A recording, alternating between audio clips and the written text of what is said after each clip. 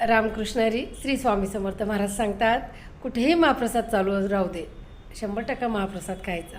कारण महाप्रसादमध्ये साक्षात अन्नपूर्णेचा आशीर्वाद असतो, म्हणून त्याला महाप्रसाद म्हटला गेलेला आहे. आणि तो पोट भरून ग्रहण करायचा. महाप्रसाद हा भाग्यवंताला मिळतो असं म्हटलं गेलेलं आहे. तर महाप्रसाद जिथे चालू असेल तिथे जर कधी 1 रुपया म्हणजे मेहनतीचा आपला 1 रुपया जरी आपण कमवत असेल तर 10 पैसा देण्याची आपली हे मन असावं. कारण त्या महाप्रसादमध्ये तुमच्या नावाचं सुद्धा अन्नदान कुठेतरी होतं आणि त्याला कर्मकांड म्हणतात. कर्म चुकुना देहरी. म्हणून महाप्रसाद जिथेही चालू असेल, कुठल्याही मंदिरात गेला, कुठल्याही पंडालमध्ये गेला तर महाप्रसाद पोट भरून खावा आणि रुपयामधून 10 पैसा तरी तिथे दान करून यायचं. म्हणजे आपलाही महाप्रसाद तिथे घडला जातो.